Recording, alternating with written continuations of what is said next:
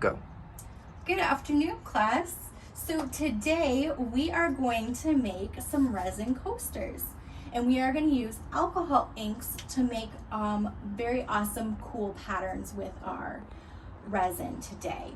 So I want to show you some examples. So I want to show you the very first project I made with this style. And as you can see, this side looks pretty awesome. This side, on the other hand, not so much. So I forgot to spray my molds, my silicone molds, when I did this project with the alcohol. And that's why you can kind of see these little dots here. That was where the ink sat in my coaster mold. So lesson learned, we're going to make sure that we spray our molds today, and it is included in our steps. So moving forward, I did a much better job this time around. This was another set of coasters that I made using the same technique. As you can see, this side looks pretty awesome, right? Yeah. This side, on the other hand, not so much. There's a little bit too much gold in here. So, lesson learned, a little bit of metallic, whether it's gold or silver, goes a long way. So this time around, if you are going to choose today in your coasters to use gold or silver, make sure you don't put so much in. Otherwise, you might end up with the bottom of your coaster looking like this. Any questions? Why did the gold all end up at the bottom? So the gold ink is heavier than the rest of the inks. So that is why the majority of the gold ends up at the bottom. As you can see, we do have quite a bit of gold, and this side of our patterns look pretty cool with how it's swirled together and how the gold is interacting with the red and green. So this one was red, green, and gold, and they were all supposed to match. But you can see that as the colors blend, we get a couple of other colors in here. So typically you want to choose complementary colors. Is it ever all going to match? It is never all going to match. You are going to do one design, and it is going to end up completely different than how you are expecting it to come out. The key thing about resin is that it moves. So as the resin cures, in which case as it gets firm or as it dries and its work time shrinks, the resin is going to continue to move. It is not going to stay in one place. So even though I swirled my resin after I added my inks, or after I added it to my inks, I still ended up with a different design than how I was expecting. And I was definitely not expecting all of the gold to end up on the bottom. All right, so that's what we're going to make today. So first things first, we need to make sure that we are protecting ourselves from the resin, because resin is very difficult to get off of your skin, and it is even more impossible to get off of your clothes. So to protect my shirt, I'm going to put on a old t-shirt that I don't care about. So that my nice clothes are protected. All right. And so my students were already instructed to come to class today wearing t-shirts that could get resin on it if they ended up getting resin on it. So the other thing we need to do is we each need to put on a pair of gloves. One for you. Two. One pair for you. Thank you, Miss Mary. And one for me. So these are nitrile gloves. I typically, when I start a project, I typically go through several pairs of gloves over the course of my project. Do you use these kind just because you like them, or is latex gloves okay? You could use latex gloves. You could use those other plasticky gloves as well. It looks like our student needs some help with his gloves, so we're transferring. So you could use any type of rubber or latex gloves that you like. I like these ones because it's a preference. I had a box of these ones, and I really liked how they were easy to get off once they were coated with resin. And they were easy to put on while my hands were sweaty from the previous set of gloves.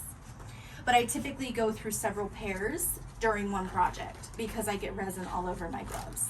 And sometimes it's easier to just start with a new pair of gloves than to get resin all over the outside of your molds, because resin will stick to everything. So our next step is going to be mixing our resin together. So today we need a pre-marked measuring cup. So this side is going to tell you your ratio number, and this side is going to tell you your ounces. So today, for today's lesson, we are going to use the ounces, and we need a large stirring stick. I've selected a paint stick because it is sturdy enough for stirring large quantities of resin. So, and as you can see, this stirring stick has been used with resin already. So all you do is you pop it out of your cup when you're done with it, after the resin has completely dried, and you can reuse it. So we are going to reuse ours. So today we are going to use my personal favorite brand of resin. We are going to use Amazing Clear Cast resin. You could use any type of resin. You could use a type of resin that is all together in one bottle. You could use your own brand of resin. There are plenty of other brands out there. Craftsmart makes one. Environmentalite makes one as well, but I prefer the Amazing Clear Cast. So part B is actually the resin, and part A is the hardener. And what happens is when we mix the two together, we get a chemical reaction between the parts. And that chemical reaction causes the resin to start its curing process. And that means that it will start to harden. But we have about 30 to 45 minutes of work time once we've mixed up our resin. So today we're going to mix up a total of 12 ounces of resin. This means that we're going to mix up 6 ounces of part B and 6 ounces of part A into the same cup. And then we're going to mix it all together. All right. So, my student, will you hold this for me, please? Well, so I can see the measuring. All right, very, very good. I'm going to pour it. I want 6 ounces.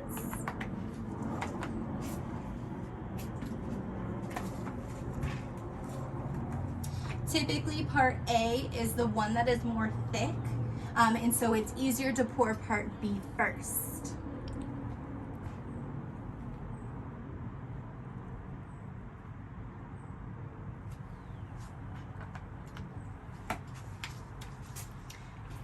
And I've already gotten resin on my gloves. All right, so now we are going to mix our resin together. This is going to take about 3 to 4, maybe 5 minutes to stir completely. All right, so we're going to put our stick in, and we're just going to start mixing. And while we mix, we want to make sure that we scrape the sides and we scrape the bottom. Does anybody know why we have to do that? To make sure it's fully mixed. Would you please check the time for me here and tell me what time it is?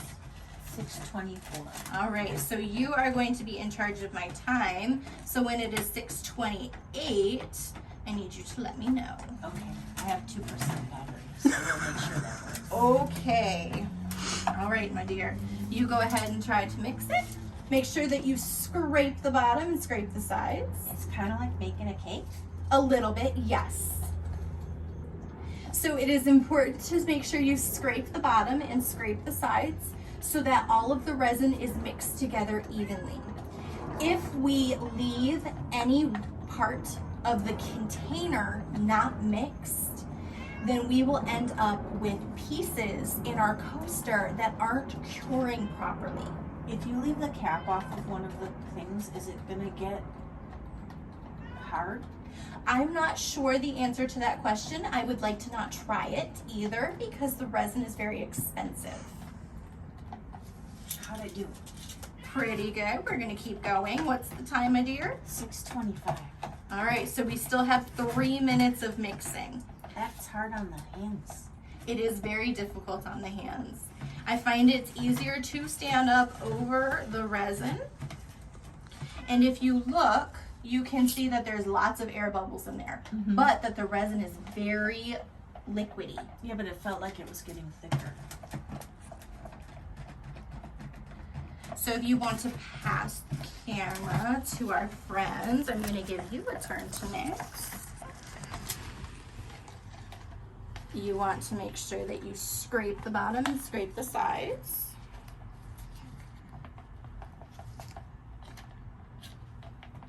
Does anybody know what colors they want to do in their coasters today? I thought about it, and I think pink and turquoise and silver. Okay. Pink and silver are very important colors to me. Okay. I think that it would be very important for you to add a little bit of white to that as well. Why? So the white helps balance your colors out.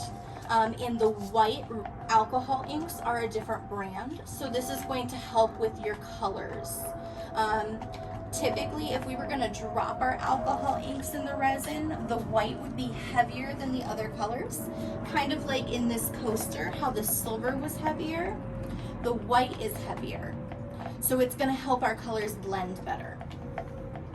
And the white is going to add a nice contrast to your colors, and it's going to tone down your silver a little bit. And so since you are using silver, make sure that we don't put too much silver in there. All right. It's not so easy, is it?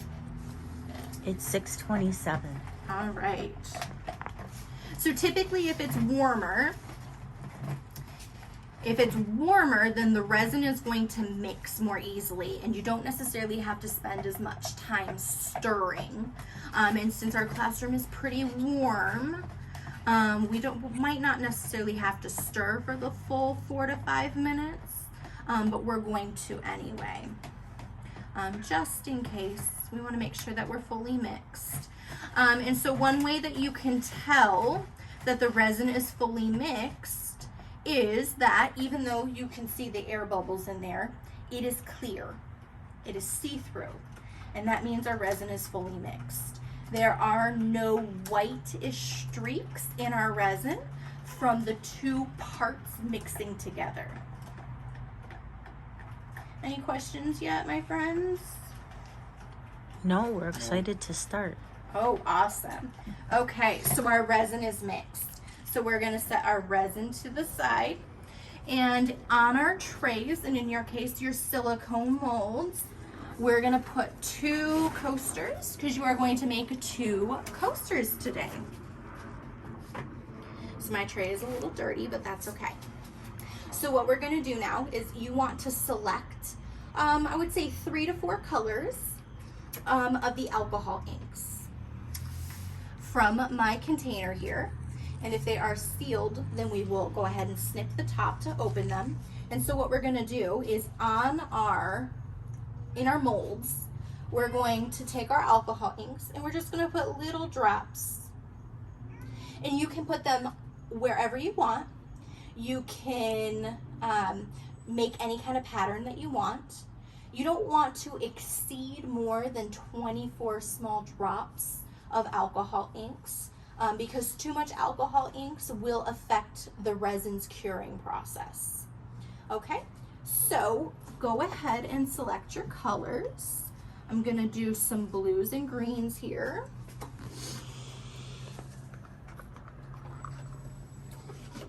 And I would like this grass green as well.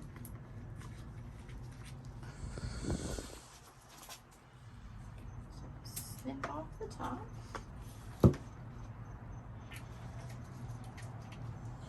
So you might want the metallic orange. Should they all get shaken up before we use them? So I typically always shake my alcohol inks a little bit before I go to use it. But this one is a pearl alcohol ink. I only have a couple of these. And so typically all the pearlescent part of the inks end up at the bottom of the bottle. And so that little ball that you hear is special to the metallics. The silver doesn't really have one, and neither does the gold. But I typically always give them a little bit of a shake anyway, just to make sure that, number one, the bottle has ink in it, because sometimes I put them back empty. And number two, just to make the inks finish mixing. Okay, so we have our colors, right? Yep. Okay, so you can put your little drops of ink in your molds, and then you're going to want to make sure that you get the white from me, because you're going to want to add a little bit of white to these as well. Oh, but I forgot something. What? I told you what my first problem was when I did these ones. The spray. I forgot to spray the molds. What kind do you spray it with? I use this. Now, yes, this is Walmart brand, but it can be any brand of alcohol you'd like, but it does need to be 91% alcohol. The larger the number, it could be 97 if that's what you found, but it has to be larger than 91. This means that the alcohol to water ratio in the bottle is bigger. And the more alcohol in it, the quicker it will evaporate. And we don't want water to mix with our resin, because I've tried that and it does not end well. It like ends up all kinds of muddly and messy, and it's not very pretty looking. So I went ahead and put some of the alcohol in my spray bottle. So I'm just gonna spray these. It's okay it's just alcohol. It's not gonna hurt you. Yes, I know it stinks. Okay, so now we're gonna go ahead and make sure you shake your bottle before you put it down. Stop making faces at the alcohol, please, Miss Mary. And now we're just gonna start putting, I'm gonna put a large little drop of white in the middle. My table isn't completely flat, which is why the inks are rolling. And this is a brand new one. It just came in today. Okay, so the white is moving. Can we go ahead and put drops in ours? Of course. Go ahead. So you can try for any pattern you'd like, but be cautious, because that pattern is not going to stay in the same place. Why don't you go ahead and do yours, and then she'll trade you, and she can do hers. Is it open? I don't think so. What color is that one? Amber. Check this one and see if this one is open, and if it is not, and then we will snip off the top of one of them. Okay, let me have that one. Maybe she doesn't like using orange. I haven't. This is the second set of these alcohol inks that I've bought, so not all of them have gotten used yet. That's a lot of dark blue. That's okay. I like blue. I'm trying to replicate the one set. That you messed up the first time? Yeah, I'm gonna see if I can make it look any better. Although my colors aren't going to follow the same pattern, because my white is not in the middle like I wanted it to be. That's okay. I think I didn't use this one yet.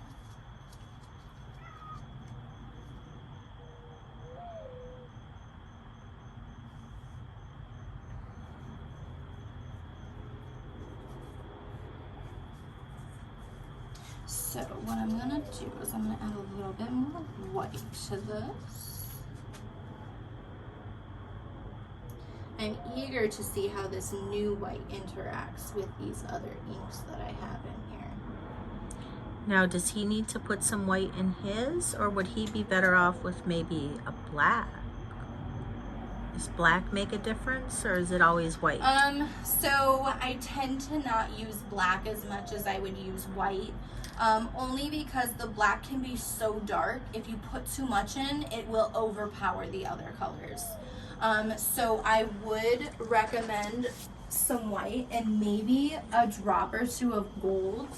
How would you think of adding a little bit of gold to yours? We can do that. Okay, so the gold is a metallic. Okay, so I'm just gonna put like 1 drop in the middle, and it's gonna be small. And then for yours, I think maybe not white, maybe yellow would be a better mix for yours because you have red and orange. What do you think of that? Yeah. Okay, because it's the lighter color and it complements yours.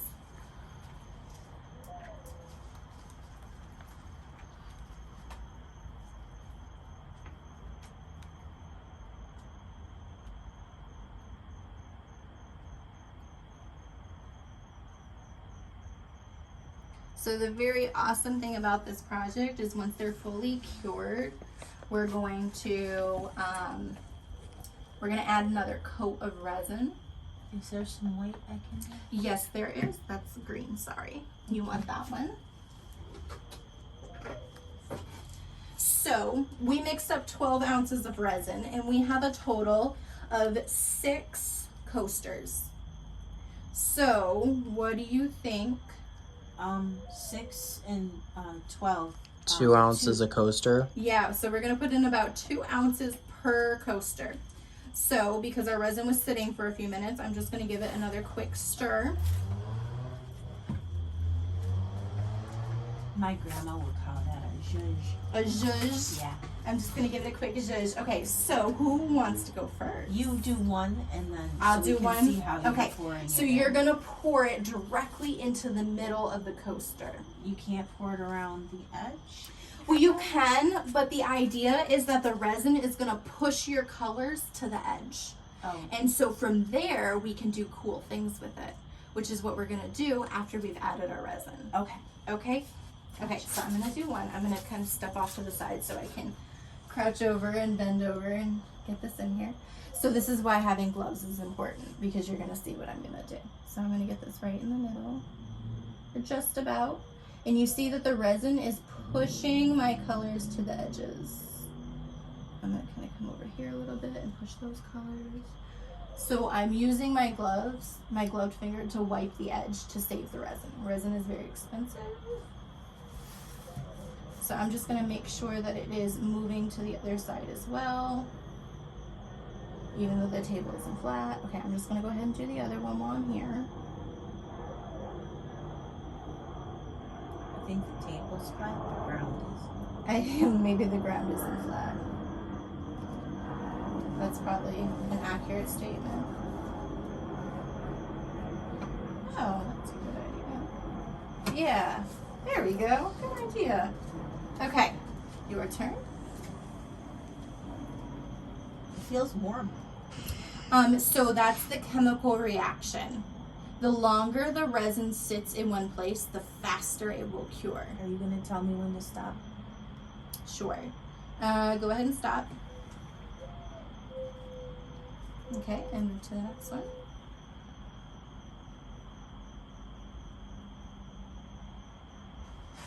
A little bit more.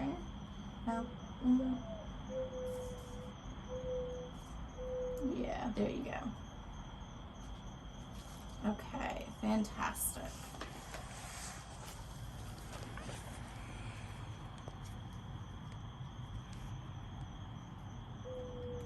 You want to pour it right into the middle-ish. A little bit more. A little bit more. Okay. And go into this one. Some of his dots didn't move. Yeah, so some of my dots, you can kind of see the little markings from them too.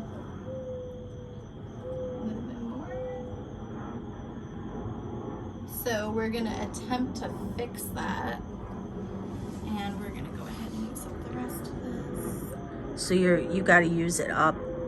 Yeah, so once it's been mixed, both part A and part B of your resin, you cannot save it. It is going to start its curing process. So use it for something instead of wasting it. Yes.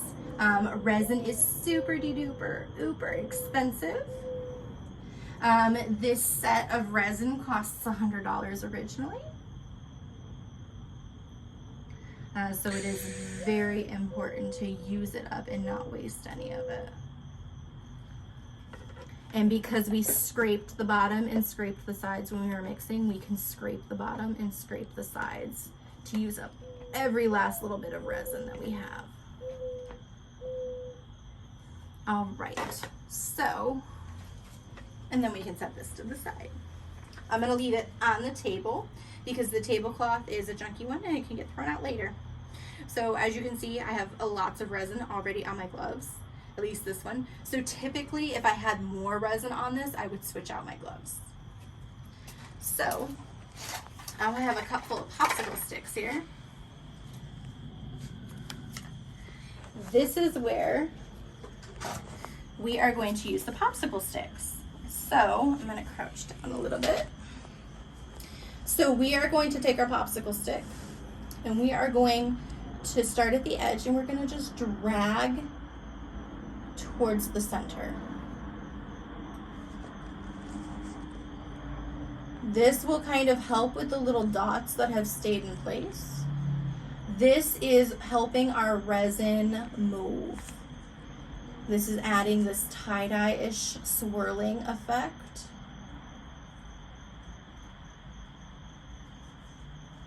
I need to tilt this a bit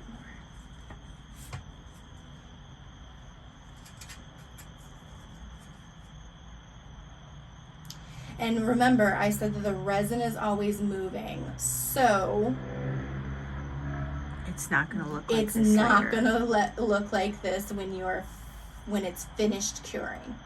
So what's gonna happen is we are going to let this finish curing, and it's gonna take about 12 hours for this layer to become fully solid. Once this layer is fully solid, then we're gonna come in with another layer of resin. So it'll be about 1.5 to 2 ounces for each coaster. And we are going to add a second coat. And that is going to fill our molds the rest of the way.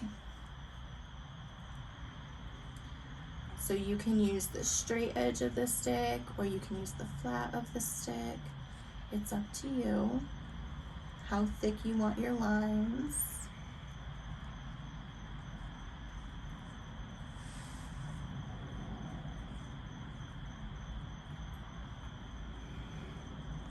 If you don't like how it looks, can you add more color to the top and swirl it in? So you can add some more color to the top. The only thing is that it's going to typically stay on the top.